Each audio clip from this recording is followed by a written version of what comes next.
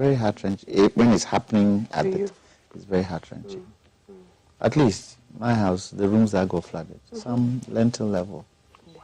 I know people who lost all their vehicles. Yeah. So it's quite devastating. it's important. And let's be bold to break people's houses down.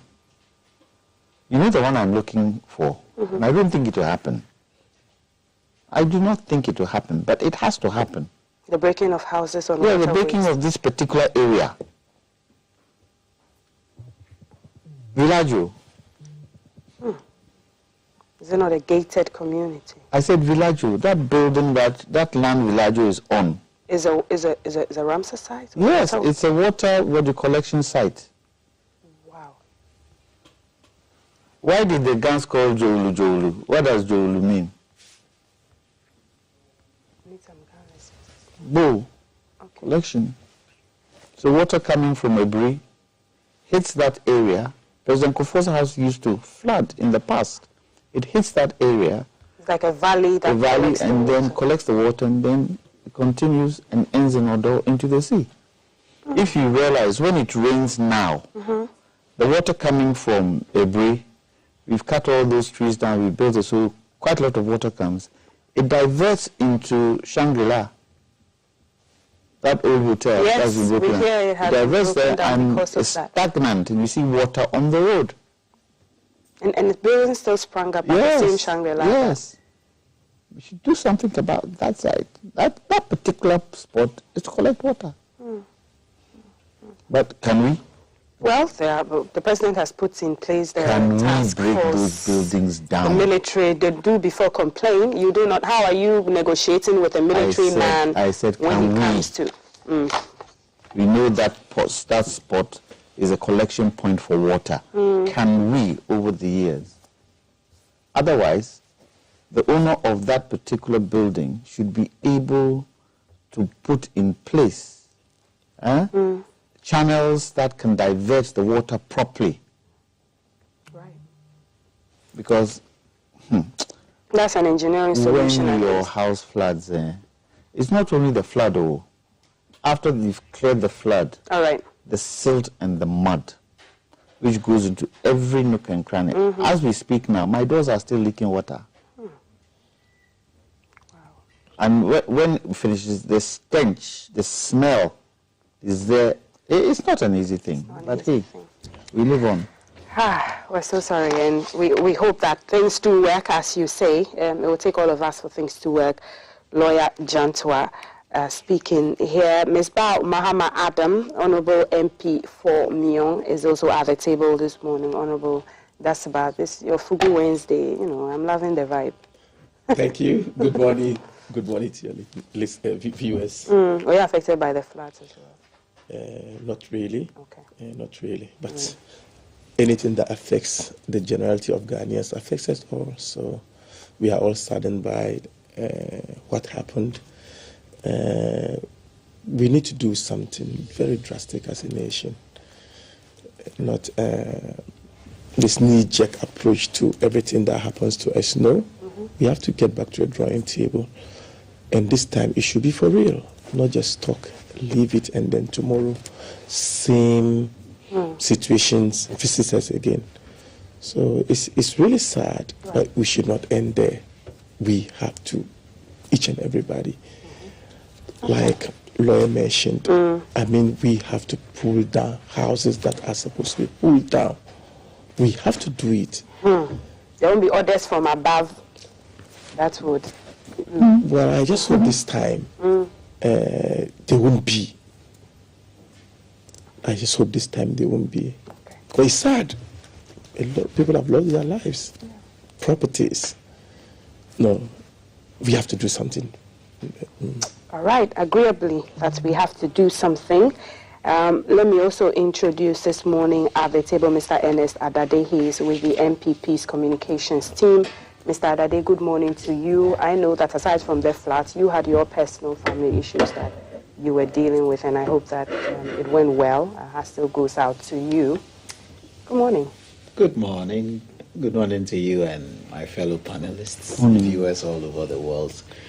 We greet you all. I have an issue. But let me start. The funeral went very well, and thank you to people like you. Thank you to everyone. In fact, I was seriously overwhelmed. I didn't know people loved me that much. And that's friends who joined me to bury my mother. My mother loved us way too much. And I always take that credit that I was the most loved amongst all the children.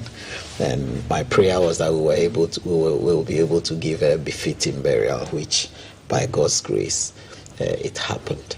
So we thank you to everybody, great friends who tell. In fact, I saw friends that I haven't seen in 30 years. Wow. People I left school with 30 years ago heard that the funeral was happening and they turned up, and I was amazed. So thank you to all of them.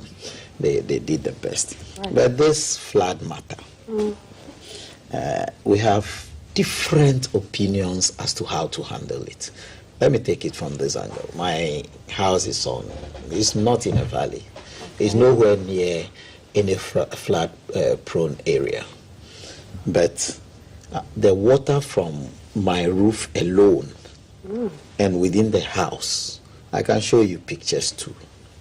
Yes. So it paints a different picture for me. That sometimes you will have the downpours that are way in excess of what we normally will experience. And if that happens, what do we do? And that is where the question comes as to who should be held liable, who should be responsible. Is it only the individuals who are building, especially those people who are building in the waterways and the water holding areas, the Ramsar sites and all that? Or the person who sat and watched, he sat aloof and watched, and these things happened.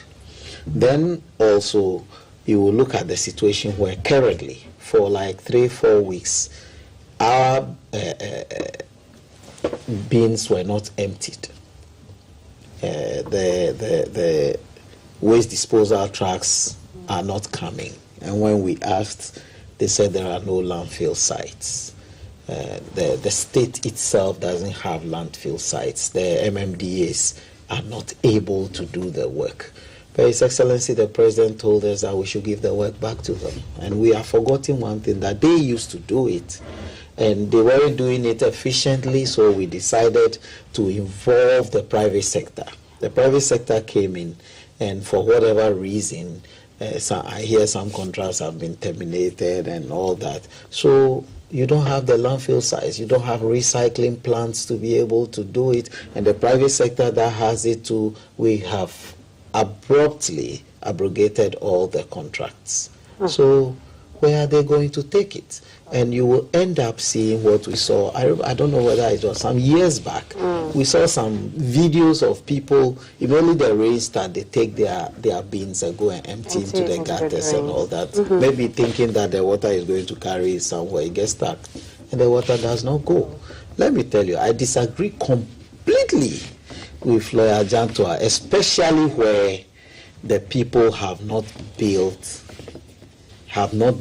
in maybe a Ramsar site or a holding area. People feel and build. That one I will agree, let's go and clear them. But there are places where you, like the Villaggio area, is a waterway, all right. Okay. But the people, if we decide to construct storm drains, big ones that can hold the water, and I've always given an example. There's a place in Adenta, Shield International School. There's a road there. The gutters there are maybe this size. But the water that runs through the place, because there is a huge holding area to down, and if you see on a normal raining day, the water running through, it takes over the whole road. Legon Stadium, the place is somehow depressed. So anytime it rains, the water is held on the street, on the road. And I can give you a lot of the Shangri-La areas you mentioned. So it is not, because the water is held on the road does not mean they should go and destroy the road, or we shouldn't use the road. What do we have in money? Because I heard engineers say that, if we want to build big drains, these are the kind of drains that we are projecting for 5-10 years. It's what we are saying. We need the money to build it. There is a responsibility for the people. There is a responsibility for government. Okay. These are areas where we know huge volumes of water run through. The Legon Stadium behind it. I personally asked, and I was told that the gutters are covered. So it's not a problem of the drainage system. It's a problem of the drainage system being choked. Because since 18 years ago or so, when that road was constructed under His Excellency John Kufuor, we haven't desilted it. Okay. So the water you are seeing on the street behind the Legon Stadium is actually water that should have run underground. When you say you disagree with me completely, how do you disagree with me? The disagreement is I don't buy into any form of pulling down proposed structures if it is not sitting on a waterway. But that is sitting on a waterway. No, that's you see the reason why this issue came up years ago, and the argument there is that why doesn't Villaggio flood? Where the building sits itself. Why doesn't it flood? Because they expanded the drain, and there is an underground drain there. Okay. So that place doesn't flood. But beyond it, it's flooding. Exactly. What does it mean? It means that the water is diverted. I'm giving you real examples. The place doesn't flood because it's been expanded, but that gutter doesn't continue to where it went. Why doesn't it? So now there is the same thing when you are going to my place. We are higher. But going there, there are 3 gutters there.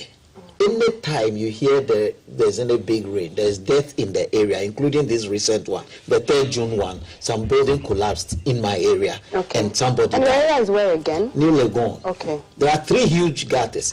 These are gutters that the assembly should have desilted. They didn't do it. Number 2 problem you have there is that there are culverts on the road.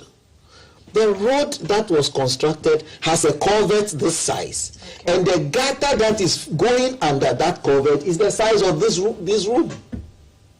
Yes, so people there are suffering simply because some engineering work was done wrong. A huge gutter empties into a culvert that is so small. So these are engineering issues that you cannot be blaming it on the ordinary Ghanaian, but you blame it on the authority that my taxes are being used to pay to do that work for me. Who gave them the permits to build there? Let's go back. No, but let's see who gave that permit. When we knew what that place was supposed to be. Is the Villaggio area supposed to be a dam to hold the water? Or the water is supposed to pass? So build a drain. Obviously. Build a drain. Obviously. You said they've built a drain. Is it solving the problem? In that area, the drain was expanded. But let me tell you the problem. Has it solved the problem? From there, why does the water always stay around Shangri-La? Because it is not built. It's that area. They didn't continue it is somebody's responsibility, and I put that responsibility on the state. Chief, we have the direct money, and we have identified areas or drains that we should build. We have identified it. Some work had started. The World Bank, the money is available. So pull down the Shangri-La buildings, all that place. So that's why I said I will not pull the Shangri-La is no more there. Okay. But that is somebody's private property. So go and build the drain. It's become a holding place. Build a storm drain that can hold the volumes of water coming. If you go and pull every building in Accra down, the water will still be there.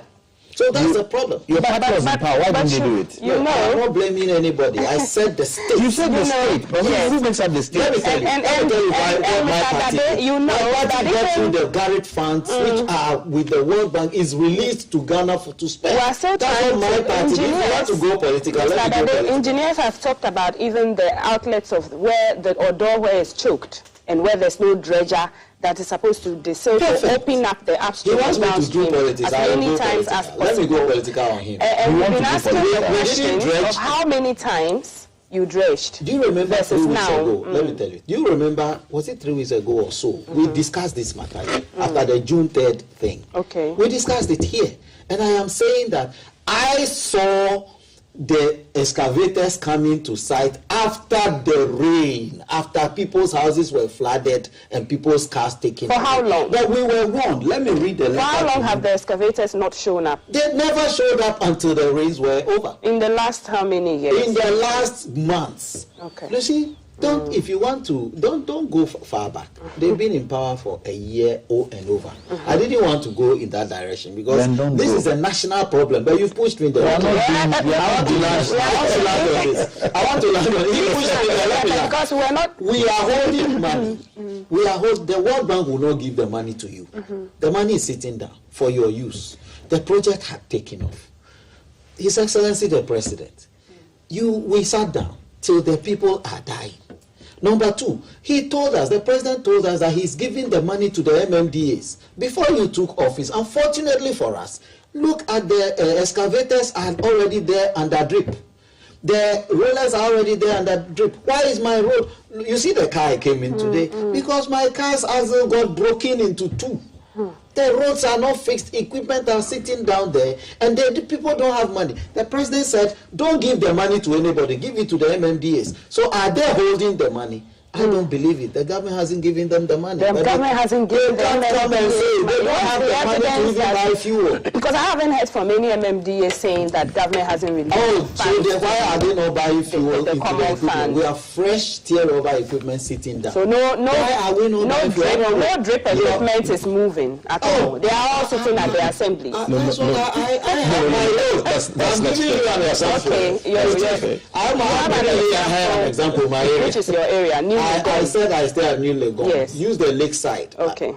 At lakeside, the road is impassable. I just saw the drip equipment. Was it 3 days ago or yesterday? On your road now? On the lakeside side of the road. Okay, but for 18 months you didn't see. We are in a mess. The road is for 18 months. Let me give this is not fair. Honorable Mahama a minute to react, and I have to move on. The drip equipments. If you take my district, for example, and other districts that I am privy to, I know most MMDAs are very busy with this equipment. Working. And there's funding. Creating there's money to buy fuel. There's money to buy fuel. The assemblies are taking care of that. The assemblies are doing it. Where I come from. I stay in Adenta. After the rains and everything, I told you I just started seeing equipment. You just started seeing 4 days ago. You're not with them. You don't work there. And the reason why you don't only have an opportunity to pass there. That's so you can't use just passing there to say something categorically that no, those machines are not working. I know in my area, I saw it 4 days ago. The backhoes we use it to do the silting and all that. To create in my also for example, to do that. Yes. Then God bless. And then we are creating, the farm roads expanding and all that.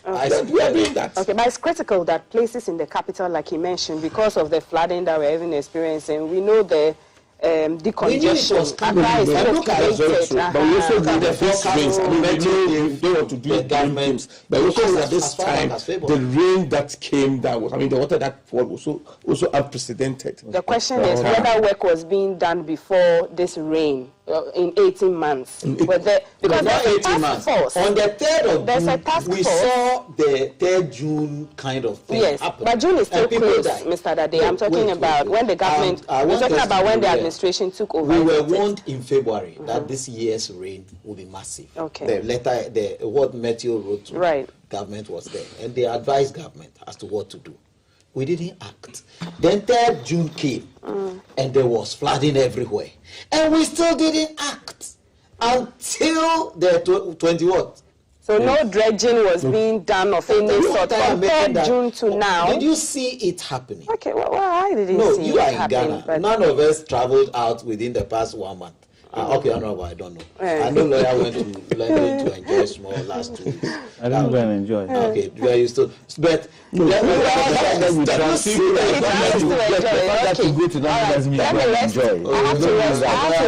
I have to rest this topic so that we move to the issues. Yes, I know, but it's flooding, and it's important because people have lost their lives, as we mentioned. People have lost property, and some of you have been affected. Are still being affected at the table this morning, so it's imperative. But the Minister for Interior, we saw that press release, the 1,300 applicants tested positive for HIV. Honorable Muntaka Mohammed disclosing that in the recent security services recruitment exercise, they tested positive for HIV during the mandatory medical screening. The minister made the revelation when he appeared before Parliament's Assurances Committee yesterday. And according to the applicants were identified during the medical screening stage of the recruitment process. And that's the minister speaking. Let's take a listen to a bite and back. 1,300 or so. We had, I think, about 1,300 or so that were on HIV. And then they said, can you imagine sending somebody a resource, telling the person that you have HIV? I mean, that's not the procedure. The person has to go through some orientation. So one of the things that we did was simply to say that when you get disqualified, you are given a contact to reach out if you are interested in knowing the details. Then when you call, then they assist you to let you know. The reason why we didn't send the results directly was that we don't want the shock. Even based on the WHO guideline, there are certain ailments, you just don't throw it on the person's face that, oh, you have hepatitis B, you have HIV, you have that. So that was why we didn't send the results directly.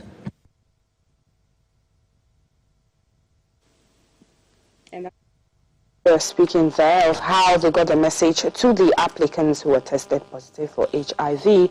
The sentiment that the minister is not right place to have even been the one to say this. He's not right place? Yes, to have been the one to put out this information. People are citing data breach, medical records breach, among other things. So who should have done it? That's the Who instructed the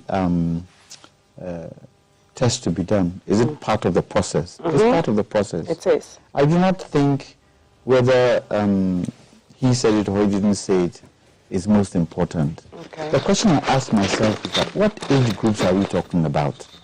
1,300 people. If they are young people, then we have a huge problem on our hands. This could just be a small subset of a larger group. So, you know, with such a thing, once we see such a thing, we should now institute probably country-wide testing for every youth between a certain age groups. Because if this has got to do with youth, then we have a problem.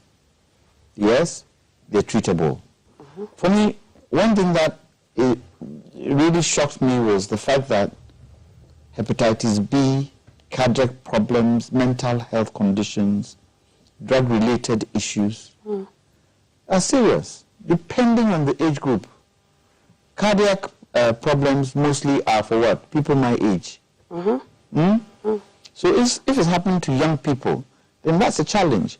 Hepatitis B has to do with water, isn't it? It has to do with food. So probably it's also... Hepatitis B, sweat and contamination, yeah. So probably that's got to do with sanitation also. Then when you look at mental health, serious. You know, all the ailments that he talks about, the only one that is there that is taken on by people is drug-related. Because you choose to take drugs. Yeah. You don't choose to have cardiac problems. You don't choose to have hepatitis B. HIV, you don't know. But you've got to be very careful. For me, it's the age group that is challenging for me. Now, could there have been a separate process that the minister could have used to communicate this? Depending on the kind of question that was asked him at the committee. He couldn't have said, I don't want to comment because of privacy situations. What would that mean? Same journalist who comes, what does he mean? Because how did you disqualify this? Exactly. People?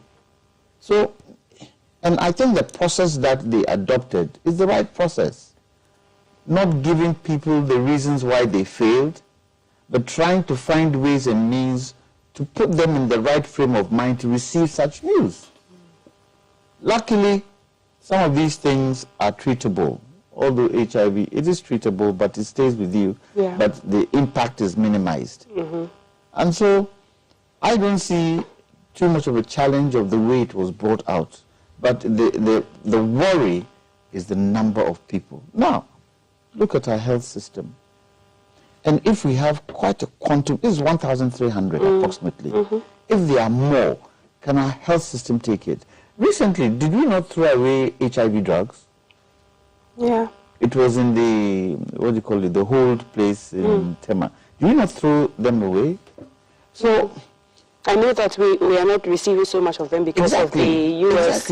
Exactly. We should be very, very, very mindful. I know, and probably it's too early in the morning to use such words, but young people should be very careful. Okay. It goes to show, 1,300, it goes to show HIV is really endemic in this country. Absolutely. But we don't really see it. Right. I would come back to that, gentlemen. I give you your takes on this. We have to cross over and do Rand Lottery now, and we'll be back. This is the headlines on GTV. Do stay.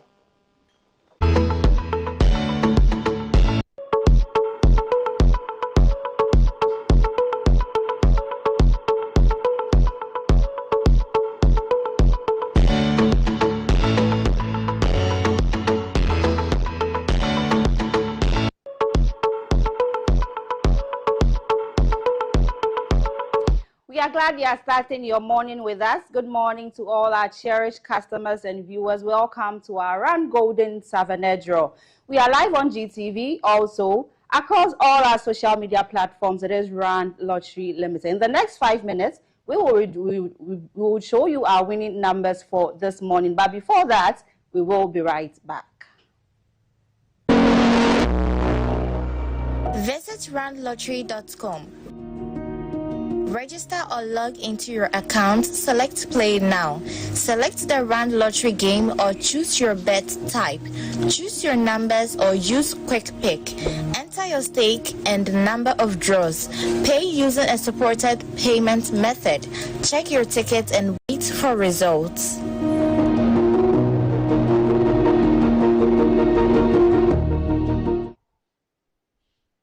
Welcome back to our Rand Golden Savannah Draw. My name is Na Odwa Jeremy. We'll call in for the inspection of the balls, and it will be done by the rep from the NLA.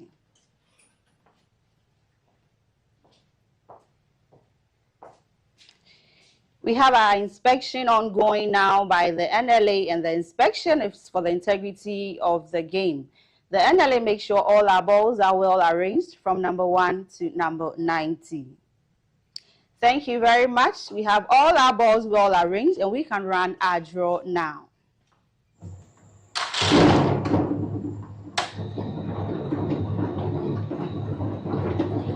As we have our balls rolling, can we have our first finger to help us draw the first winning number? Thank you. Our first winning number is 74. 74. Can we have our second volunteer?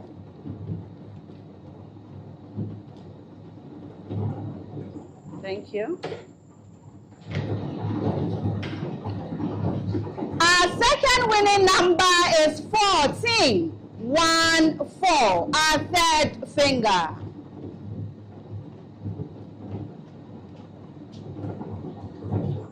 Thank you.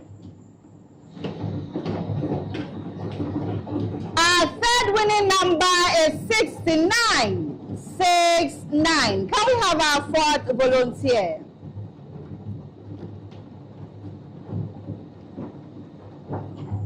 Thank you. Our fourth winning number is 7. Single 7. Can we have our final finger?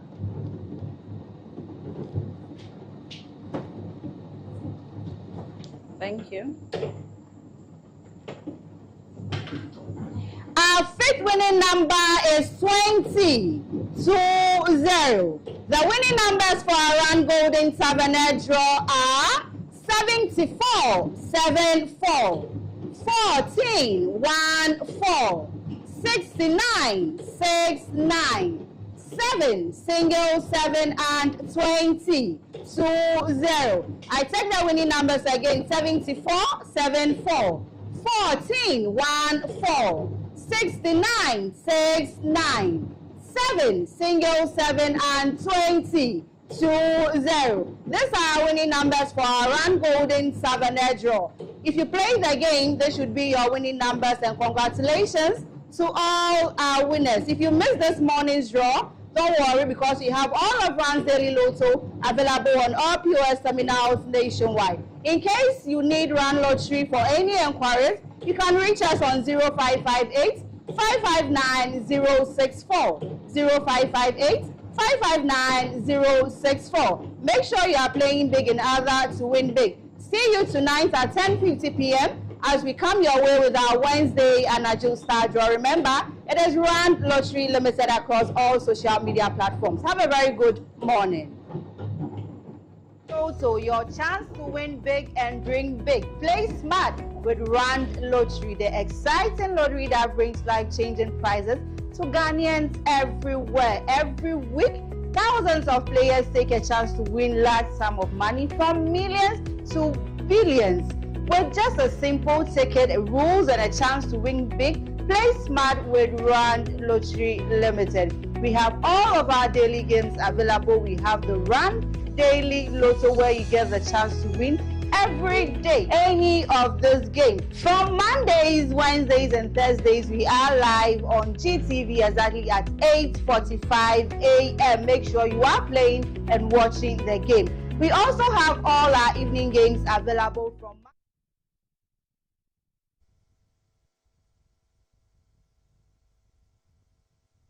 Welcome back from that brief break from the Rand Lottery, and the gentleman are still here. For the headlines, for Janto, I'll give you a minute at a point so that I can move on. I just wanted to say, young people, be very careful of multiple partners, especially with this HIV situation. Multiple partners does not help the spread of HIV. And anyway, why do you want to have multiple partners? I don't think we are adhering to some of the advice that comes from some of these organizations in terms of education, sexual education, and how we need to handle ourselves.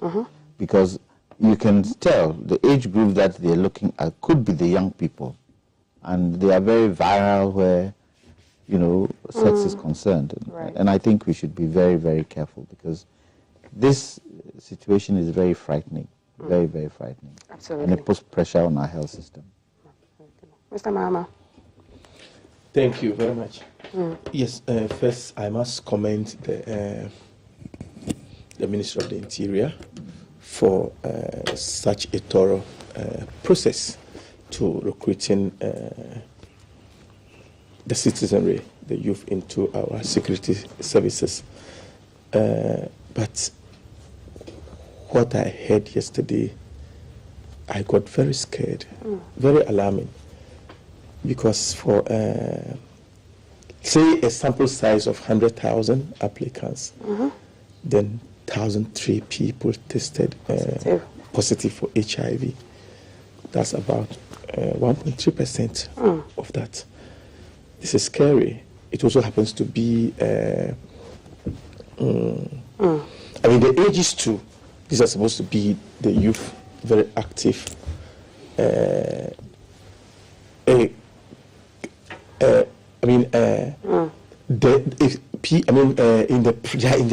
prime. A section that the country look forward to. Having them to also work and then contribute their quota to the social economic upliftment of the country. Right. So it's sad. So with this population, if these numbers, if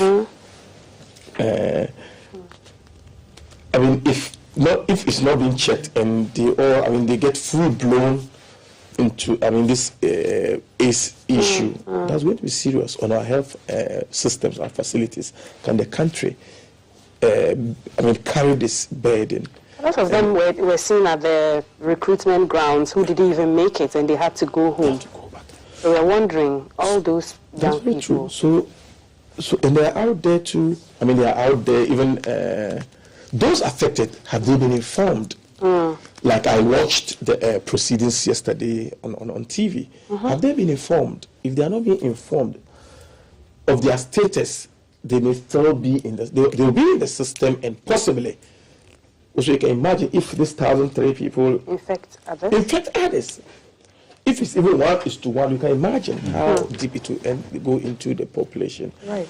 So it's sad as a country. So one may ask again, what is Ghana AIDS Commission doing in all these things? I mean, those days that we used to hear have been cut. A lot of adverse commercials, education in our schools, in our communities. I mean, educating people as to the dangers, associated with HIV, abstinence, wait till getting married, and all those Use things. protection. We don't hear all those things again.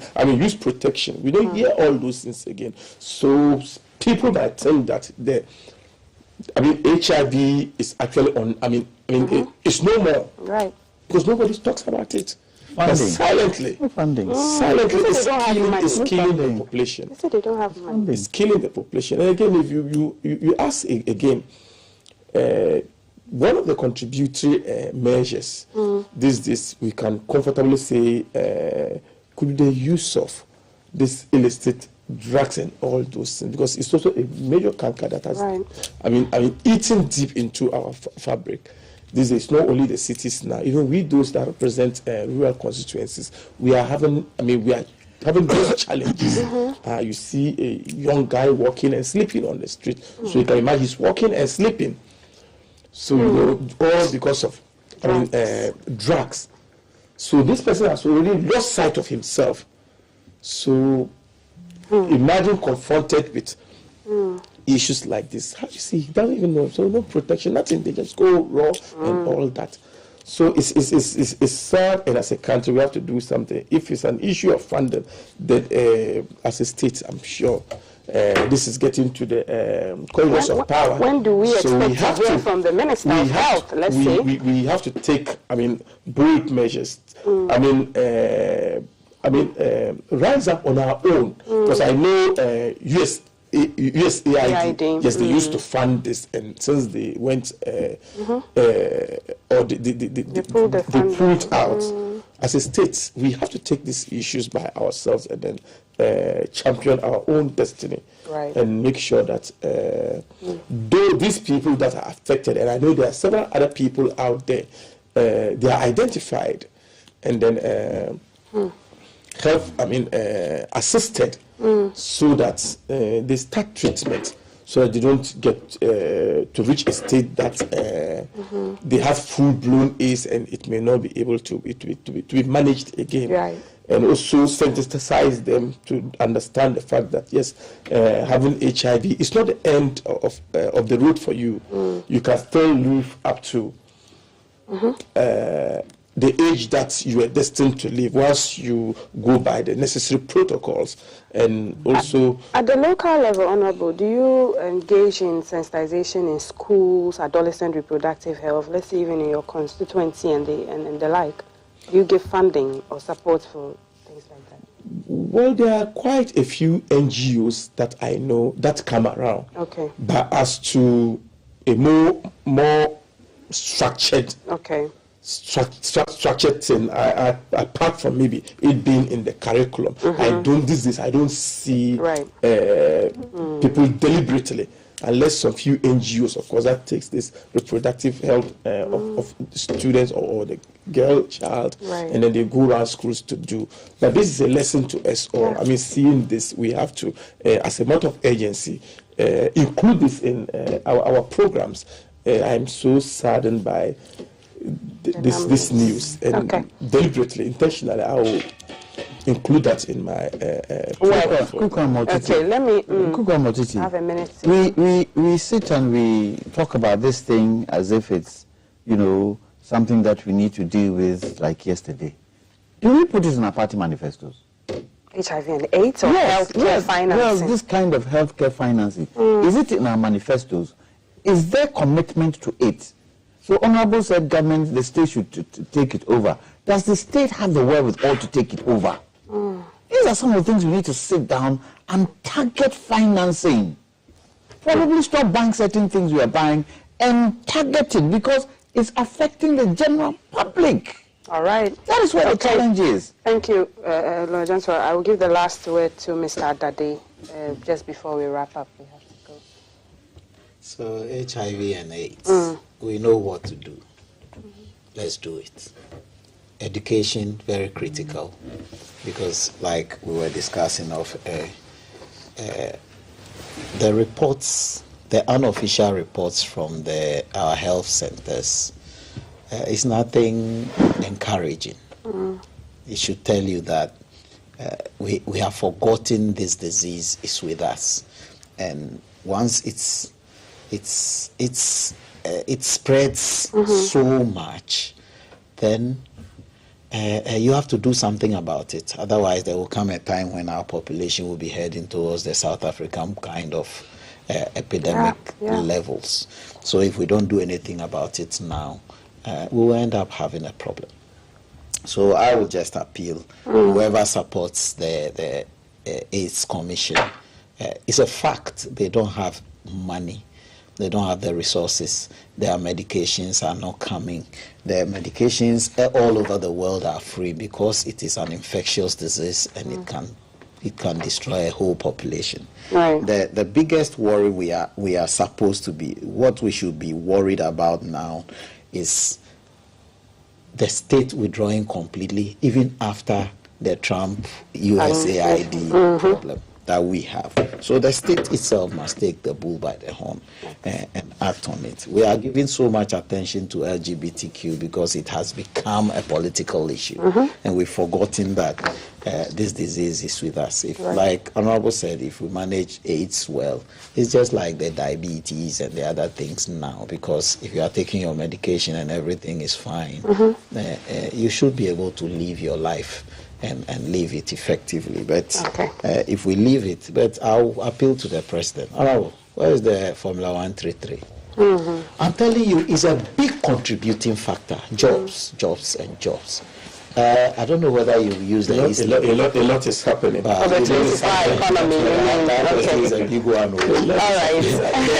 You use the East Legon Road. There, you use. Recently, I used the Abokobi Road at night. And it's like Kelewele by the roadside. You'll be surprised. And Ghanaians are involved because I know that it's usually young ladies, foreign nationals who engage. Whoever they are. Okay. People are if people are not patronizing, they won't be there. So people are enabling that environment. And if whether it's a Ghanaian, it's a foreign national. All right. It's a foreign national, and you go and patronize. Thank you so much. So let's make sure our Formula 133s are working. Okay. And if it doesn't, 5 people jobs, eh? Okay, we have a special package which will be around what Mr. Adade is talking about, sex workers, which will be coming up on the show anytime soon or before the week closes.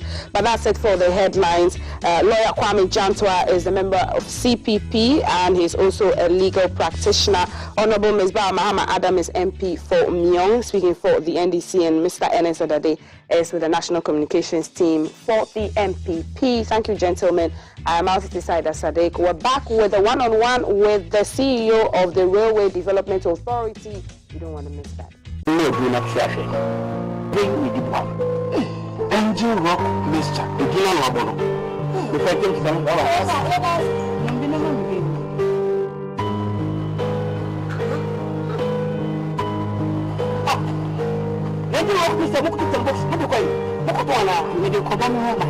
Engine rock mixture. When I'm Mrs. Marjorie for engine rock mixture.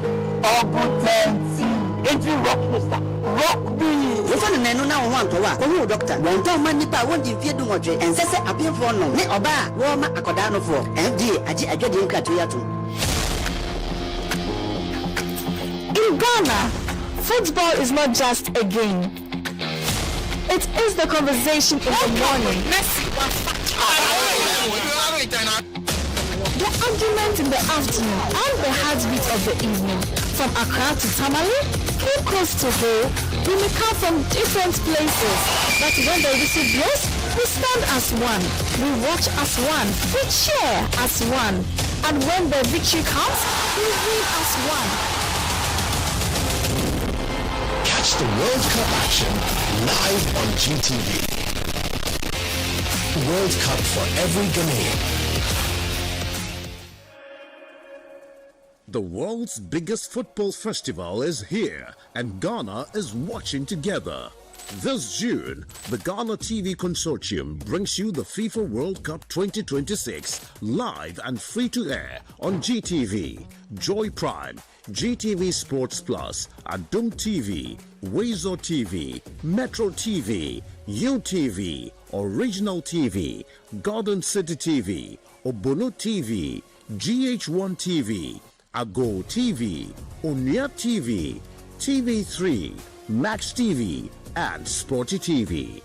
3 host countries, 48 teams, 1 unforgettable tournament.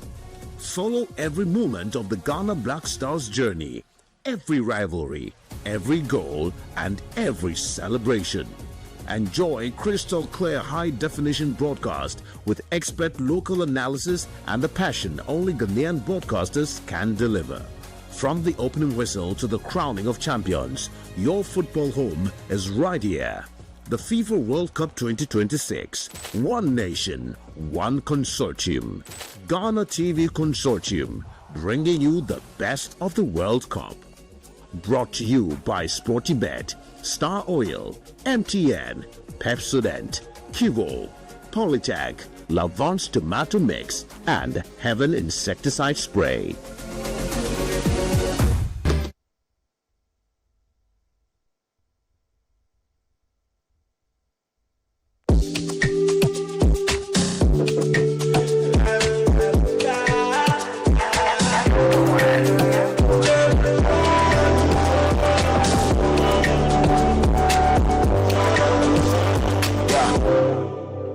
I know on a Monday, reserve everybody new for Tuesday. Yakoshella body on a Wednesday, 4 p.m. Kwani at Thursday. 10 up on the Friday, I push it Saturday, and I'm a massage with Sunday. And then Mr. Lover, me a one way. Or don't know my kume mutu Sunday. Sweetie, I get a better style, baby. The guapo basic kind of my mouth, baby. Put it in the way with some men who JD. Now, pop on the giant, go so now I'm not Tracy. Then I want 9 for my go lie down. Then fan come on me, I want to write down. Say many cushion and power eyebrow pet. That was dread, that makes you more like a light out. You know the lifestyle.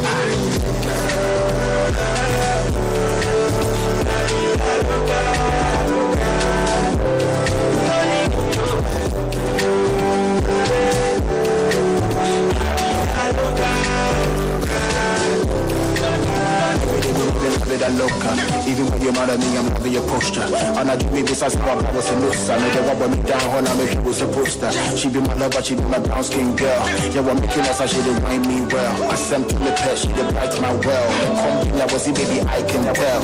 I can tell. Strapping that training, it's been a long day. I hope so you know we'll take it the wrong way. Although they couldn't cry, they will complain.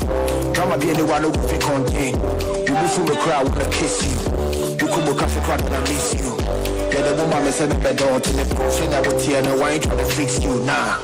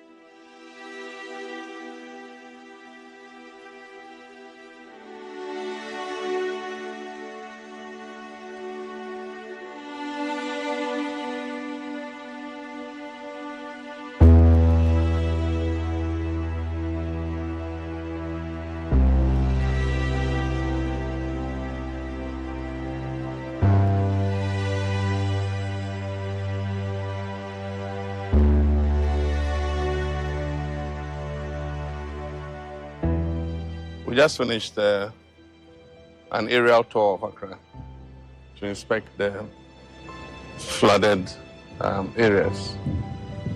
Unfortunately, the flooding has been very extensive today for several reasons. There's climate. If you look at the rainfall pattern from 2024, 2025, 2026, you see that increasingly every year we're getting more rain in Accra than we used to get.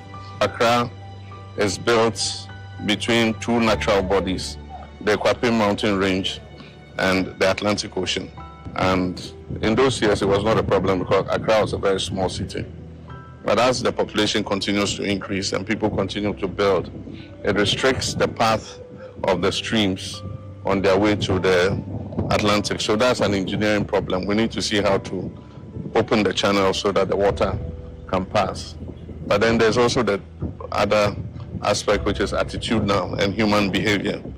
That is dumping garbage in the drains. Even in the air, we discovered many illicit dumping sites where the wetlands are. People have gone to create a waste dumping ground, and they charge 20 cedis for the Abuweya to come and fill the waste into the wetlands. And when it has filled sufficiently, they sell the land to people to come and build on it. Anytime you begin to take action and you start breaking houses, people think that government is inhumane. But when the problem arises like this flood, it affects everybody. And so all of us have been affected because of the conduct of a few people blocking the channels and preventing the water from passing. And so we'll call a National Security Council meeting. We're asking every district to identify, together with the Works and Housing Ministry, where the blockages in the channels are as they pass through the district assemblies, so that we can earmark those places for removal. You see, they've even built part of the waterway with garbage. Yes, sir. And then all these people are built here. You're in the park. Ultimately, the other solution will be to decongest Accra. And that's why we're planning that we move some of the city out. That is the major government department. Also create a new center of growth so that our people will start building outside Accra in a new city instead of everybody looking for some space in Accra to build. But that's a long-term solution. But I just want to express my sympathy with people who have lost property. Loss of property has been very extensive, and I want to thank the military, NADMO, the police, and the Hydro, Works and Housing Ministry, and all the emergency response team, 48th Engineers Regiment, for the rescue that they did. I've asked the Minister of Finance to release some money from the contingency fund so that we can do some post-flood relief for persons who have been affected. After going through that tour, we realized two issues, one being engineering and the other being attitudinal. It's tasked us as a ministry to ensure that the engineering part, we put our engineers together to ensure that the right thing is done. And also ensure that the good people of Ghana also do the right thing to ensure that at the end of the day, we'll be able to get the best for our good country, Ghana. But let us change our attitude and let us find a permanent solution to this Accra flooding problem. We shouldn't become like the vulture who, anytime it is raining, he says as soon as it stops raining, he will repair his roof. And then as soon as it stops raining, he says, oh, it has stopped raining, so there's no need to repair the roof. This time should be different.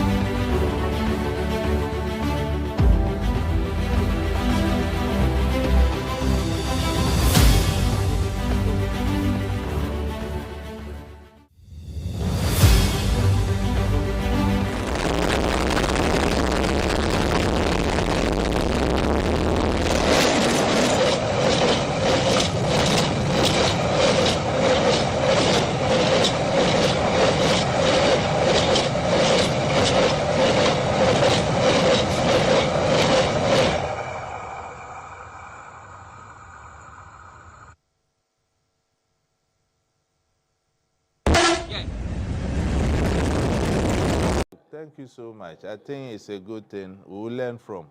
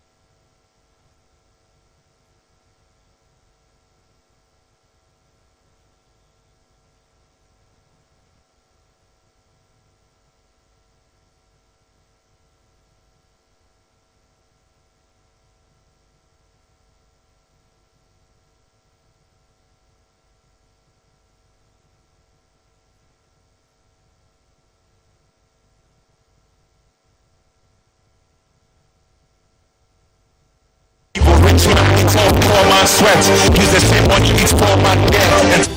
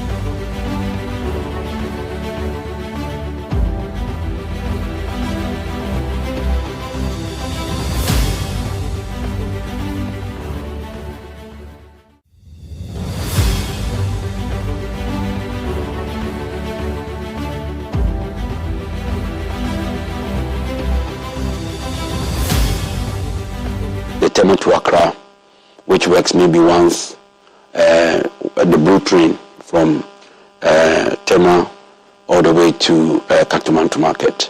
That was the line that we had, once in the morning, once in the evening. Tema to Mpakadan, of course, was commissioned November 2024. We are all aware, but it was not operated until His Excellency the President came into office. Western region, Kojo Krom to Insuta line was also constructed. Contractors are suspended work in 2024 due to the IMF issues that came up. Also, Second D, Kojo Krom railway line.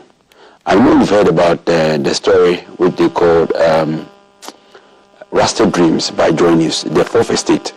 You've watched it, it's on YouTube, where His Excellency the President invested $165 million in 2014-2015 in his first term to revamp the Takoradi to Kojo Krom and Takoradi to Sekendi to Kojo Krom line. Okay. Unfortunately, and acquired 2 new DMUs, 6-car DMUs from China, Tungsten, but these were left without being operated and faulty at the same time. So this was what was given to His Excellency the President. Now let's look at what is happening. The current state. The current state, yes, too. I have given you what was the years before, yes, and what has been achieved in the last 16 months. We, as the authority, through the directive to my Minister of Transport, Honorable Joseph Nipe, we were directed to conduct a technical assessment of the Tema to Mpakadan line. Okay. Unfortunately, as part of the assessment, we identified 2 things. Up to 5 kilometers of the line which was constructed in 2024, the fasteners are all gone, vandalized. Like they were stolen? Stolen, Tema to Mpakadan, yes. So that one too is on TV3 documentary. You can watch it as well. And almost, because it is vandalism, it sits outside of the defect liability of the contractor. This is not quality issue. This has been vandalized by the people, and therefore you couldn't operate the line. Okay? There were also the signaling, the signal system. Tema to Mpakadan is a 3-way railway system. We have the permanent way. Permanent way is called, the technical word is permanent way, but it's called the tracks. And we have the signaling. The signaling control the traffic. Okay. The cost of that in the contract was $11.75 million. It is not working. After spending over 11 million? Yes, as part of the 400. Was that also vandalized, or no, when using it regularly, it also became the system design, the specification, and also the rolling stock to test it was not there. And we went to buy 2 DMUs. You remember, we procured 2 DMUs. But the 2 DMUs should have what we called the technical specification of the track side. Unfortunately, with rolling stock or train or locomotive, whenever you are going to buy it, you need to take the requirement of the track to communicate to the OEM who is going to supply you the rolling stock. But isn't that what was done? No. Because like you've acquired new ones. We went to buy trains without communicating the trackside infrastructure to the OEM. So when it came, it means that we don't have any we don't have onboard computer OBC on the DMU that can communicate to the trackside. So that's why Tema to Mpakadan, through the effort of the President, when the line was operationalized in 2025, October 2025, we can only shuttle. We can run 1 train at a time. I know you've traveled, where you've been to China, where every 10 minutes or 2 minutes, the train are moving. Okay? We don't have that. We can't have that. Why don't we have that? We don't have that because we can't have that, or we will have that. Okay, and yes, we are going to have that soon. But I'm giving you what has been done. Yes. So before we can operationalize it as well, we have to also look at the potential of the rulebook. Okay, you cannot operate a railway line without a rulebook. A rulebook is what the maintenance procedure is, evacuation procedure is, emergency procedure when the train, when there is a fault or technical fault, what can be done. And also, most importantly, you don't have to provide a train service where people would just take the train and get to a station. So we have to also work with other agencies like such as the Yellow buses for them to supplement the what we call our station with buses. Therefore, we are providing a door-to-door service, what we call in railway terms or railway transportation economy, second degree of freedom. You know that when you get to the station, there's a bus waiting for you to take you to where you are, and there's a bus that can bring you to the station. With that, people can then patronize it. Okay? The Western Dreams, I asked you, have you read this or no? But let me tell you, through the directive of the minister, and of course, from the president, we were asked to go to Western Region to activate the line with our sister company, Ghana Railway Company Limited. We went there, and over a period of maybe 2 weeks, it was a community work, because our budget for repairing the line, repairing DMU, and operationalizing it is 5 million cedis. 5 million cedis. So what can we do? It became a communal work. So I want to thank the foreign people, Western Regional Minister, my senior, Honorable Joseph Nelson, supported us, coordinated the Western Regional Commander, Police Commander, Western Regional divisions of secondary prisons, for us to get labor to be able to do vegetation clearing. Why was that line not being used in the first place? Wasn't there? That one used in 2023. Was it Galamsey related? What exactly? Not Galamsey related. What exactly was the problem? Maintenance. Oh, okay. All right. You see, you have some people raising issues about maintenance, but you have a line that has been left since 2023 without maintenance done, without the DMU done, maintenance of the DMU done. Yet they are being questioned. We are being questioned about the maintenance culture of that. But then again, we went in. We did a repair of the line with the support of Nana Nketia and some stakeholders to try as much as possible to repair the line, repair the culverts. Also, after repairing the culvert, we repaired the DMU. After repairing the DMU, we stationed a workforce from the Ghana Railway Company, some selected workforce from Ghana Railway Company Limited, to operate the line Monday to Friday. So as of April 2026 this year, the secondary Kujuk room, through this Excellency the President, has been reactivated. So that one is now working. It's now working. So I want you to go and do documentary, and you show the general public at least. Well, that's why we have you here to tell us and inform us of all these things. Go and do documentary. Well, we do that. I remember we took a trip there some time ago, I believe a couple of years ago, and we also realized when it comes to encroachment, and also in trying to lay the line, some MCS2 were using the land and all. So that's why I mentioned them earlier. So yes, we also play. Let's talk about the latest acquisition, the 256. But I will not finish with the achievement, of course. Let me finish. It's important that people get there's more because the $21 million too. We had to apply for a grant for people to for us to repair the signal issues that we identified that I spoke about on the Tema to and most importantly. Also, so the signals are now working after that grant, right? Yes, the grant will arrive, I think, early part of next year. Right, so we should do the repair by next year. Okay. Right. So we are going to have ETCS level 1 as part of it, and through the directive of the president as well, we were at least up to about 12 months of salary arrears has been paid for the Ghana Railway Company Limited, which of course since September 2024 they were in salary arrears from that time.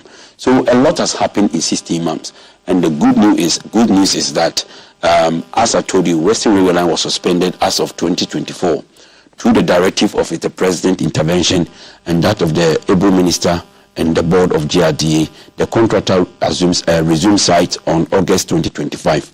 I'm happy to announce that we are getting additional 8 kilometers on the Western Railway Line without any cost to the state. I mean, if a kilometer is $5 million, that's about $40 million plus that through good negotiation skills and of course the present intervention we are getting on the Western Railway Line. So a lot has been achieved within 16 months. But of course the most important thing is that, and also as you mentioned, through the directive of my minister, the market analysis demand, we have acquired 2 locomotives and 20 wagons to first introduce the container trains in the Republic of Ghana. So that too has been done. Thank you. Yeah. So how do you respond to concerns? Perhaps the minority, for instance, says the locomotives are obsolete. Perhaps they are museum locomotives and all. How do you respond to that? All I want to say is that you see sometimes yes. I was looking at a technical justification so that I'll be able to provide some justification as to why they are saying that. But I'll mention a few of the big companies that are into freight, okay? Freight companies in the world. Most of the freight companies, I've already mentioned DC Rail, Colas Rail, GB Freight, and all that. You can see that in freight and Rio Tinto in Australia, most freight companies don't go for new locomotives. Now, even if you are looking at locomotive now, the factories are all full. For Eastern Europe, where we had vacancies, the earliest you can get your locomotive is around February of 2029. So when you say they are full, like they are manufacturing orders, they are manufacturing the backlog. Okay, the backlog for we did all the market assessment. The backlog for the manufacturing of new locomotives for if Ghana was to place, at least at the time, we were looking at January. So that's one of the things you considered? Yes. Okay. So the market demand. And we had what we call urgent business needs and requirement, including decongesting the port, where they were even asking us to start in April. But of course, now there's a new process and PFM Act in place, public, what we call a procurement process that you have to follow and all that. So we were able to even give them assurance for August. But then, besides the point, let's look at their justification. Now, Class 59 is a subset of Class 59 fleet. Rio Tinto. Let's look at the units that they are using. And also, let's look at DC Rail, the unit that they are using. Let's look at GB Freight, the unit that they are using. And what unit is that? These are operators. Most of the trains that are being used are Class 47s, Class 67s. These are all remanufacturing or refurbished locomotive. A locomotive has got one function only, okay, to pull. A locomotive, it mustn't be beautiful. It mustn't be lucrative or anything. They are talking about the fact that if the locomotive is what we call refurbished, and it will not last beyond 5 years. That's technically fraud. The maintenance strategy, of course, even their DMU that was they procured, the maintenance strategy in place that we have introduced is preventive, risk-based, condition-based maintenance. As long as you are firm on the maintenance strategy, you are adopting a proactive short-term maintenance approach, risk-based maintenance approach, condition-based maintenance approach, condition monitoring, of which we are implementing. Ghanaians must be reassured. The fact of the matter is that this is about how you introduce maintenance. Let's look at what they are saying. They are talking about locomotive. A locomotive cannot be judged on its age. It's not about age. It's about whether the engines have been refurbished. It's about whether the chassis have been refurbished. It's about whether the underframe has been refurbished. And most importantly, the traction motors. The traction motors which power the axle, whether it be Bobo or Coco. And what these technical assessments have been? These technical assessments have been taken. Okay. And of course, independent assessment, okay, I had an independent assessment report to be conducted, okay, before you even procure the locomotive. Why UK? UK is the only place where you can get the history of the locomotive openly. Nobody is going to hide anything from you. Even if the locomotive has been in an accident before, you are definitely going to see it's still out there. Exactly. The information is yes. there. Yeah. And I am already in the industry, so I understand it, okay, about which locomotive we have to go for. And unlike vehicle, for a locomotive when you are going to procure, you don't go and say, I'm going to buy a new one. No. You need to take the technical specification of your line. Okay, the technical specification of your line. And the technical specification of your line is Tema to Impakadan. Tema to Impakadan has got the following specifications.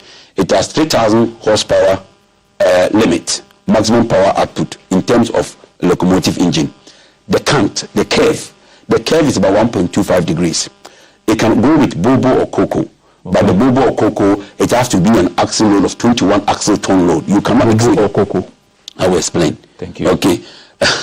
21 axle ton load. Okay. And most importantly, the container length based on the design of the line cannot go beyond 30. And we cannot have double decker because of the bridge limitations on the line. Okay. We also have non-electrified lines. Our lines in Ghana are not electrified. So if anybody is showing you, excuse me, but I don't mean to, but some people, because they don't understand the industry, they will go and take a picture of electrical multiple units and they will take a DMU and compare the two. No, a heavy locomotive unit for EMU is quite different, completely different in terms of power utilization. It's using the 25 kV overhead line. That's overhead line. Is that what we usually see that is taken out? Yeah, it's taken. Then it sucks the power and power the traction motors. However, in the UK too, we have what we call third rail.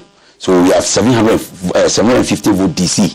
Okay, whereby the what we call the electrical shoes suck the power from the ground for the underground trains. So we can power trains in several ways. But Ghana, our design limits us to diesel or hybrid model, diesel and battery. Okay. So apart from looking at the technical requirement I've given, you can see within the current stock, the current stock that we can get, which can do the same thing is class 56. That's why I made mention 2 days ago that even if I'm giving $100 million, I will go for class 56 again from design point of view, because it meets our requirement. The duty cycle meets our requirement. The power output of 2.2 megawatt, 315 horsepower, if you convert it to megawatt, is what we need. It can power it. It can power and fit in terms of compatibility of the line. It can also fit. The good news about it is that it has also got GSMR fitted already. So unlike GSMR, Global Satellite Mobile Communication, this is what is used for the ETCS communication. So unlike the other units, we have to fit GSMR. But for the one that already comes equipped, yes, but UK is equipped. It's equipped. The only thing we have to buy if we are introducing ETCS is a Vital computer, European Vital computer, UVC. Then we can connect to the GPS, and our locomotive can then be, you can see one locomotive moving, and within 2 minutes, the other one is moving. So it's like a map where you can see all the movements. Yes, yes.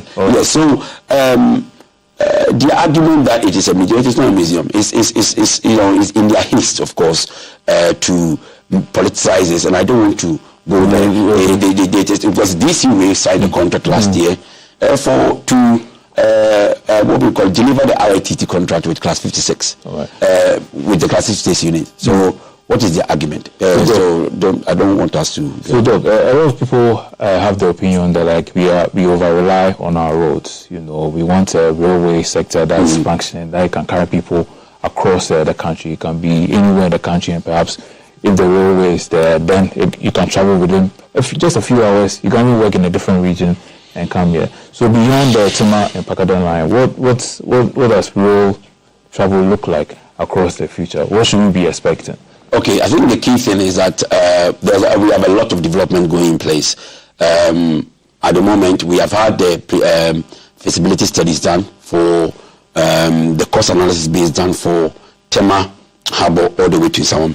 That one has been done. Also, most importantly, we've also gotten the what we call it. We have got the feasibility studies done. So as part of we have the European Commission in town. We are in town now with some of our engineers. We are doing what we call feasibility, validating the feasibility study from Takoradi Port all the way to Dunkwao. The Biotech line that goes all the way from Dunkwao to Buankra Inland Logistics Terminal. We are looking at that. And also we are looking from Dunkwao all the way to Yineyini length. So we are doing a feasibility study for us to also be able to raise enough funds or money through either the EU or any other agencies for us to look at the possibility of extension. I mentioned yesterday during an interview that for me, we need to be very ambitious, as my board chairman saying. We need to look at Takoradi to Hamale. Okay, that's what we have done. So we have got a new master plan that connects to the mining site. A lot of people will jump on the issue and say, oh, we are building the colonial mindset. No. Currently, as we speak, okay, go and see the state of the Western Regional Roads. It's all gone. Okay, these roads are done. If you look at the total amount of money that we've spent since 2002 up to today on the Western Regional Roads, you won't believe it. Okay, but we can move most of this haulage onto the road. Yes, and we can then prolong the life of the road. Okay, so that is something that we have to advocate for. So the new master plan that we have provided we are looking for BOT, as His Excellency the President alluded to. And that has been a challenge. I've met several investors, and any investor that comes to the office, I take my time. I will go through the technicality, the project financing, the return on investment and everything. But of course, getting BOT is quite something that is challenging, especially in developing country, but we are trying to build upon it. Talking about it, if our railway doesn't connect to the mining side, it's becoming difficult for you to pay for yourself. You must have a return on investment. You want somebody to come and spend $1 billion or $2 billion. You also assure them that you can get, they can get their money to work. Yes. So whether it's going to be refinery, for example, bauxite, manganese, if it's going to be new refinery, you still require, refinery is going to be in a form whereby it has to be transported, the end product has to be transported in bulk. And you still have to do that by rail. So I am not saying we should export our raw material out of the country, as many people are looking into, but in terms of reducing the haulage on our roads. Yes, it's about reducing haulage on our roads. So that is on the Western Line. So the Western Line, from the technical and the commercial study so far, it is the most profitable line in Ghana, and it also our brothers and sisters in the Sahel region, especially Burkina, they are really interested in the Western Region corridor because they want to also connect from Ouagadougou, that railway street, to the Hamale line as well. We are also looking at the Eastern line. Okay, the Eastern line here is Tema to Mpakaran is already there. Now Tema to Mpakaran, we can continue all the way through Pada, via Shini. And Shini, we have got the Eastern line. That will be the Eastern line. Right. So if I'm giving you a two broad one, the Western line and the Eastern line, if we can get the Eastern line expansion, that will be what we call it to open up the country. Having the Western line, even to Yineyini and Bwanka Inner Logistics, can build the entirety of the rest of the line. So how long do you think, with all the studies that are going on and everything, how long do they suggest all this will be put in place? Well, you see, as per the manifesto, we made it clear that we are looking for a BOT. Okay, build, operate, transfer, or build, own, operate and transfer. And I've mentioned about the interest there, which we are looking at, where the investors are coming and everything. But this takes time. It's negotiations. It's about syndication, project financing, arranging the financing, making sure everything is properly done, and ensuring that everything is going to place. So you have to try as much as possible to galvanize everything in that order before you can go above it. So this has been one of the challenges that we are facing, but I'm very confident in what I'm seeing in terms of the investors' confidence coming up, because look, generally everything falls under the economy, the macroeconomic indicators. Nobody is coming to throw money, and they want to see how Ghana is doing. And I was very excited to hear that the Minister for Finance serviced the Eurobond market, because all these give confidence to the market for them to also have enthusiasm in financing that, basically taking up the ownership of getting themselves in a high capital intensive project in Ghana. Road is a high capital intensive project. It's not like road. You say, we road about 1 million or 2 million can give you a kilometer. We are looking about a minimum, if you are lucky, based on the production method, based on the technology that you are going to use to construct. You are looking at best, $4.3 million per kilometer. Okay. So if you have to give an estimate and say it will be fully operational in like 5 years. At the moment, I made mention that Tema you have to just maybe guesstimate, you know. Guesstimate. I know anybody that walks through my office, I will guesstimate. But I wouldn't do that on a national television. What I would just say is that because it mustn't be a single phase. Sometimes we are doing a phase-in approach. So it could be phase 1, phase 2, phase 3. But for example, as I'm speaking to you now, by September we have an additional 8 kilometers. So it means that simply we are only left with 19.2 kilometers to get to Insuta. Okay. So if an investor come on board, or if the government of Ghana decides that, okay, fine, we are going to sponsor you to get to Insuta, I need, the authority require about roughly $175 million to get to Insuta. So now there's this thing about encroaches. If you go on some of our trains, for instance, sometimes the trailers are very close to the rail line, and I've seen videos where the line has been laid. And some of them have also been vandalized. You mentioned the fasteners that were also taken. And you find people who are sleeping on the line. You know, so when it comes to encroachment, how are you dealing with that? The encroachment is taking a lot of our time, especially on the Tema to Mpakaran, for example. You have people bathing. They bath on the truck. They dry their clothes on the truck. And sometimes and that. And unfortunately, we've heard about a fatality on the Tema to Impakadan. Even I spoke. If you look at the cost center, the amount of money we spend on a weekly basis, on a monthly basis, on encroachment alone, Tema, just to clear them, and sometimes it becomes difficult. So it's a very, very difficult thing. People have got no discipline when it comes to the railway. Even when the train is coming, they'll be horning, and I'm telling you, you can hear the horn of the train 5 kilometers away, but they are not moving. They are not moving. And the driver will be horning, so we have to stop and forcibly remove them before the train can go. And we are looking at about something that weighs about 125 tons laden.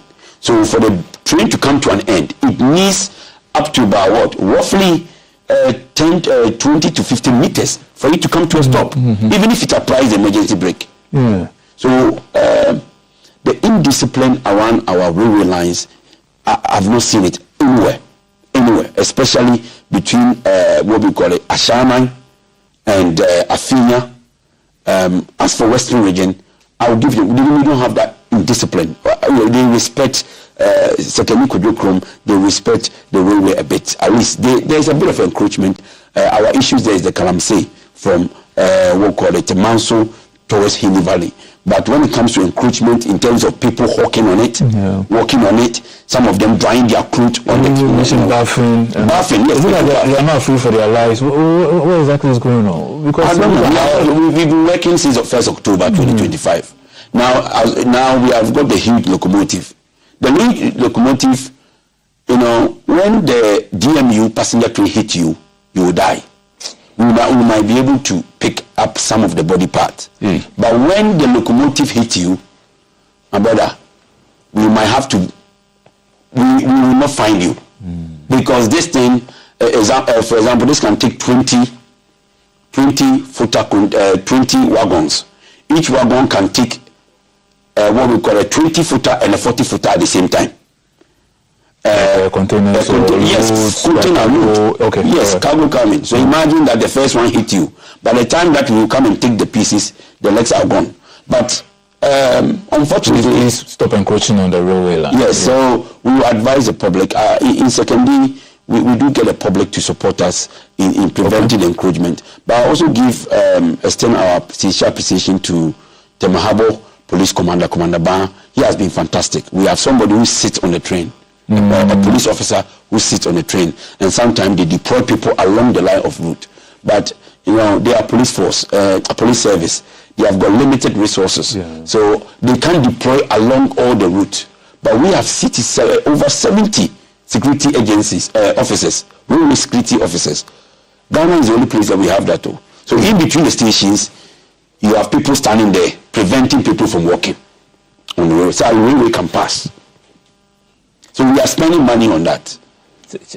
There's a long way to. Sometimes that's what I'm saying. That sometimes I expect the journalists and the TV stations to go there, take a video. It mustn't always be about the first to report on the good news, on the bad news, or what is happening. Sometimes speak to us. We allow you go and do a documentary. Look at what we are facing every day. It's like it's a battle. It's a battle. You need to give us like a month pass or something. We just take our cameras there, just take a trip. Maybe a couple of people. Our money is not. We can't give it to many people. We can give you because we charge only 15 cedis. For the first day, we can give it to you for free. But the second day, you have to pay. We're helping each other. So just I understand what you're saying. So to everyone watching this, what does the outlook look like? The impact we're going to have, 5 to 10 years from now, so we don't have that dependence on the roads. What's the final vision looking like? Okay, railway is capital intensive. The passenger service that we have introduced is a nice thing. People love it. They go there, but the revenue, let me give you an idea about the revenue. It's important because people think that passenger service is nice to have, but it's a social value. It provides social value whereby it helps decongest the road, provide what I call the convenience for passengers. It is also affordable. For example, you can get our train for 15 cedis, air conditioning, full linear. Okay, you can work a lot. People used to travel 3 hours from Afinia to Temahabo. Now it's 50 minutes. So families are more, people are happier. Families are happier. They're less stressed. Yes, less stressed. So now wives are happy, husbands are happy. So at the moment, you don't have to worry. School children are also happy. But let's face it, government cannot, as a developing country, we cannot sustain the service. And that also misstated the purchase of the locomotive. For example, the Minister of Transport, Minister of Finance, two Ministers of Transport supported the Tema Mpakana running for 30 million cedis. We've run it from 1st October up to today. The revenue is not even up to 1.2 million. You've got workforce that you have to pay. You've got overhead expenses. You've got fuel that you buy in dollars. Okay. You've got truck maintenance that you have to repair. Okay. And the maintenance culture sets in. So, but the revenue intake. So we need to be able to cross-subsidize. But with the cargo is money.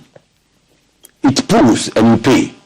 So that revenue can then subsidize. Then we don't go to the Minister for Finance to rely on him. Then that means even the corporation even gets to sustain itself. Yes. And all that. So in terms of the outlook, let me tell Ghanaians that the railway sector is a new gold mine. Because at the moment, if you look at the decongestion at the port alone, is money. So some time ago, railway was seen as hemorrhaging government budget. Now it must be seen as what we call it, going to contribute to development in the future. So like I mentioned, the next developmental goals for the government is looking to connect to Ghana Manganese Company Limited. Once we connect that, it means that we will then be able to use the revenue to expand other networks as well. But the broader picture is there. We want to extend the Western Line. The bigger picture is to get to Hamale on the Western Railway Line, and that we are looking for BOT for that. The Eastern Corridor is there, and now the Accra-Kumasi Expressway, we are working with the Accra-Kumasi Expressway Limited to reserve 40 feet either side of the motorway expressway for railway development in the future, and feasibility study is also ongoing. Yes. So Dr. Fowler, thank you so much. Hopefully next week we'll also join you on the line, just to go see exactly the work that you're doing, especially in terms of encroachment and all that, what the outlook looks like. And looking forward to more conversations so we can delve more deeply into these issues. But we thank you for your time this morning. Thank you very much. And sorry for being late. We'll talk about that after, behind the scenes. So we'll go for a very quick break. When we return, we'll do your birthday dedications. Please do.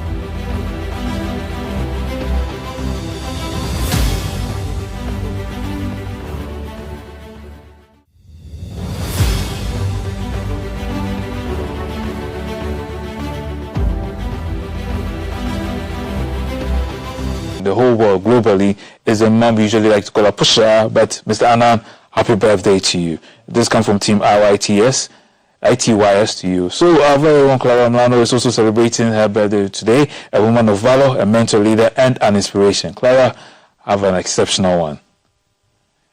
Second, it is also your birthday. May your life be filled with joy, peace, and good health, success, and endless blessings. Stay blessed.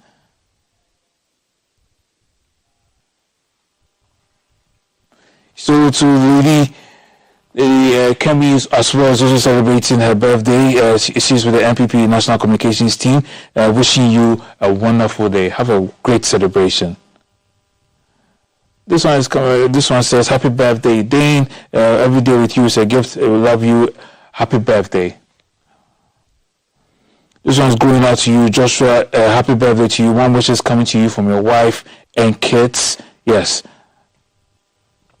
Mr. Wanda Nduku, aka Ortega, supplier of Doro Cosmetics. Happy birthday to you, boss.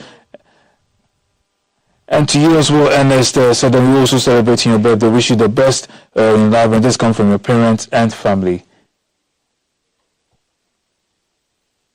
Mrs. Belinda, you're also celebrating your birthday today. Wishing you peace and progress, and this comes from Mark and Skiddo to you. And to Mr. Abdul Malik, Mr. Abdul Malik, happy birthday, felicitations to you. Wishing you a wonderful day. Amnesty GH, you also celebrating your birthday. May this new year bring you favor, inspiration, and testimonies. More wins ahead. Happy birthday, Junior. May God bless you exceedingly and abundantly. Papa Yao, CEO of Minister Holdings, may you continue to soar, blossom, and flourish. Cheers to another year of impact and success. Happy birthday to you, Mary Namicha Asomwa. Wishing you wisdom, knowledge, and understanding in all your endeavors. Happy birthday. While you're also celebrating your 40th birthday, welcome to the 40th floor. Welcome to 40 and Still Hot Club. Cheers to more money. If you are also celebrating your birthday, may the grace of God be showered upon you, and this comes from your parents. Don't worry, you're also celebrating your birthday, but this year usher you into abundant blessings and heavenly joy. And to Madam Gloria, it's also your birthday, Mama G. Happy birthday to you. May God bless you continually with long life and plenty of money. Happy first birthday to you, Jesse. You will grow to become very great and successful. So, Mrs. Judith, as well, is also celebrating her birthday. This comes from your family. They say, stay blessed and may all your desires be granted. Juju, happy 40th birthday to you. This comes from Tilly Kwesi, who is wishing God's grace and faithfulness and a true blessing to her life. Tiba, happy first birthday to you. May God guide and protect you always. And to Kate Susu of Nungwa, may God enlarge your coast. Happy birthday to you. Leslie, you're also celebrating your birthday. May you be surrounded by love, peace, and support. And this comes from Bernard to you. Abigail, you're also celebrating your birthday. May God bless your new age with good health care. And this comes from BB. Mrs. Kate Kanza, you're also celebrating your birthday of Calvary YF. May the Lord continue to bless and guide you always. Happy birthday. Yes. And these are round lottery winning numbers for today: 74, 14, 69, single 7, and 20. So those are round lottery winning numbers for today. So that's our show. May the best of your today speed the worst of your tomorrows. See you once again. Pick up on your screen tomorrow at 5:55. We're out. I don't see you for my future. When I was your chair, give me my signature. Put down for your body, judge. And I said, I was your chair, give me my signature. Put down for your body, judge. You always see me. Again.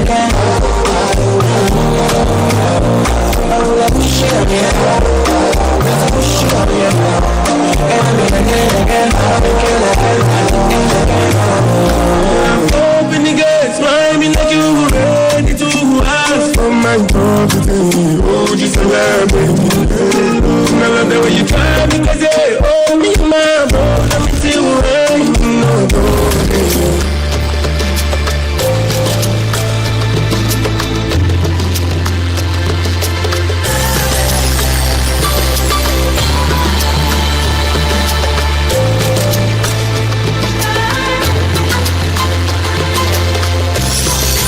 GTV, the authentic and trusted voice of Ghana.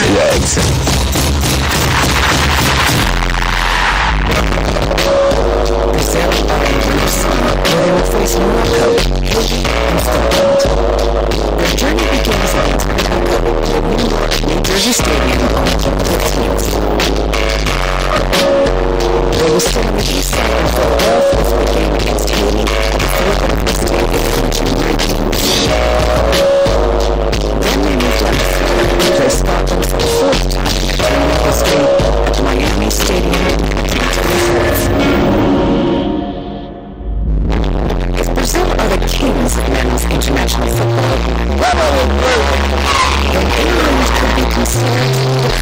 underachievers.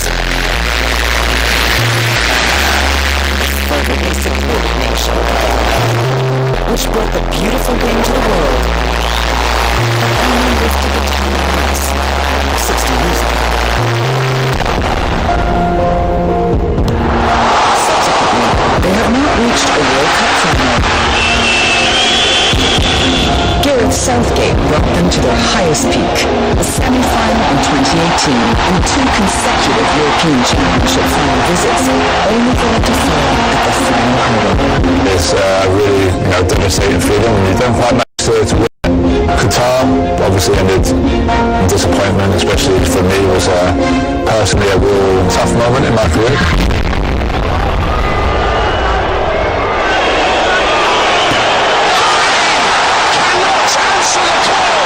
But the expectation is high now. When you get to 2 finals and semi-finals, people expect you to win the next one.